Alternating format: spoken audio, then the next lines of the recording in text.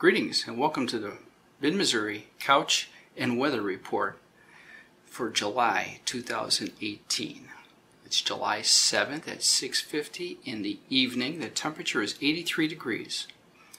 Going down to 60 degrees tonight. Well, actually by 6 o'clock tomorrow morning, and then back up to 72 by 9 o'clock with temperatures in the high 80s later in the day. So looks like tomorrow may be a day for a kayak, because then Monday and on we're supposed to be back into the 90s, which we had all of last week.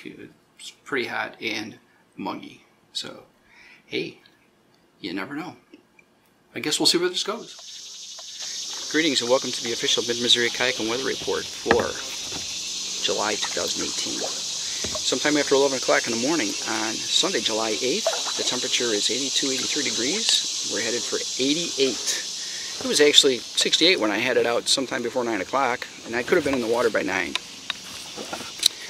But there was a guy having outboard motor issues on the ramp, so I had to wait about 20, well, I had to wait. So I had that delay.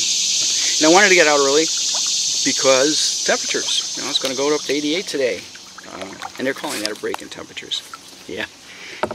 Back tomorrow, back into the 90s again, and that's what it was beforehand, before the past 3 days. We did have low to mid 80s and low humidity, so like I said, they call that a break in the temperature in the weather. We did have a heavy rain about a week ago, and so the water levels here are up about 6 feet from when they were the last time I was here. And so I've gone upstream. Typically I go downstream 2 miles to the Missouri River, stop at the railroad bridge and video, and actually I can usually go a mile and a half to 2 miles this way before I hit shallow water, but I've gone 4 miles and I could probably go another forever, or anyway, a while. And it's been a nice paddle. I've seen one great blue heron. I got some photos of that. It's been 2 hours since I launched, but I've spent a lot of time taking pictures. So I've got a picture of the heron, a snake that was on the log right by the water. So I paddled right up to him, took some photos of that. Cardinals, tufted titmouse, swallows, some Canada geese, one duck, turtles, that snake. So yeah, I've seen a fair amount of wildlife.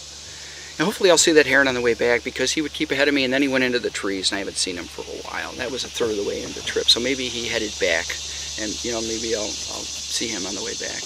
That's happened before, so fingers crossed. Yeah.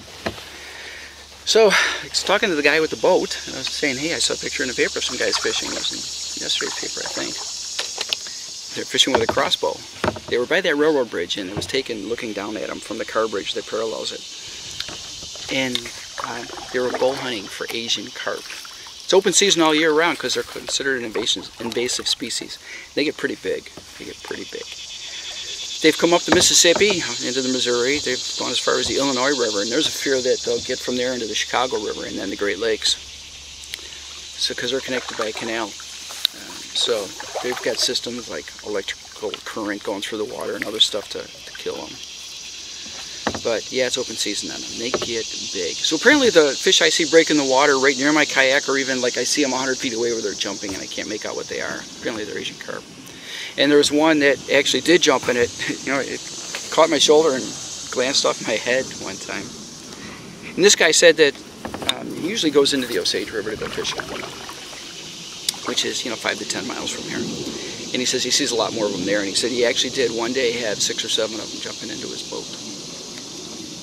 So yeah. Oh, I'm also seeing dragonflies too. And the cicadas. The cicadas, first time I've heard them this season. So yeah. So that's weather. That's kayaking. Yeah. Look at that. I got all that done in less than 4 minutes. So on the news. We lost Megan 2 weeks ago this weekend. She put up a fight. She was 15 years old. She was a border collie to the end. She did not want to give up. She had a hard time on that hill behind her house in our yard. Sometimes it seemed like she was walking sideways. And she had really good days too. You know, she did. She had really good days, you know, where she was really eager, wanted to, you know, was interested in everything, but she had some slow days, and those last couple days, she wasn't eating. The vet said that she was diagnosed with a tumor 2.5 years ago. At that time, they said, you know, enjoy your time with her. And once we gave her the prednisone, it's like a steroid, and that relieved some of the pain for her, and she had started eating again.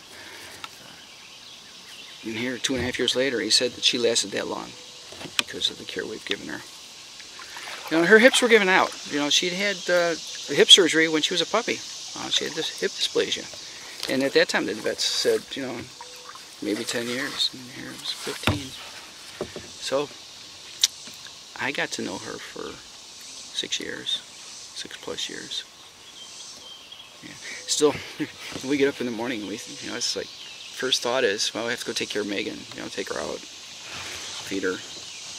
Or when I go grocery shopping or leave the house for anything during the day, my first thought is, well, I have to figure out where Megan is before I leave. You know.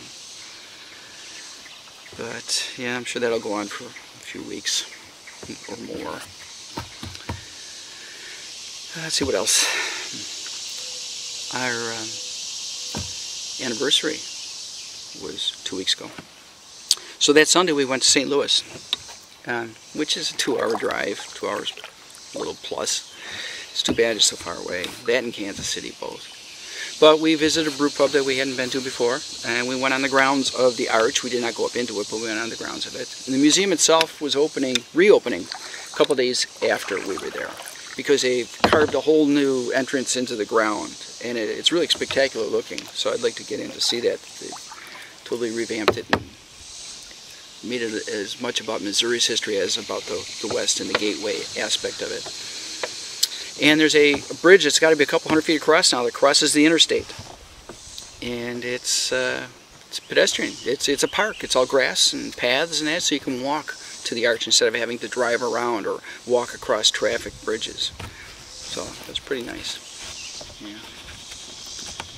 Well, I'm getting up over 7 minutes, and I think I've covered everything. So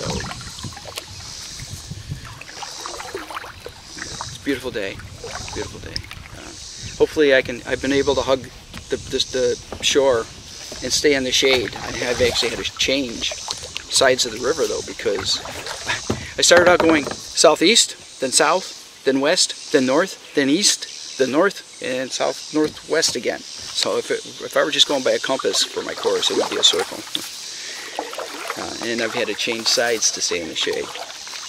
So I'm going to try to see if I still have some shade left heading back.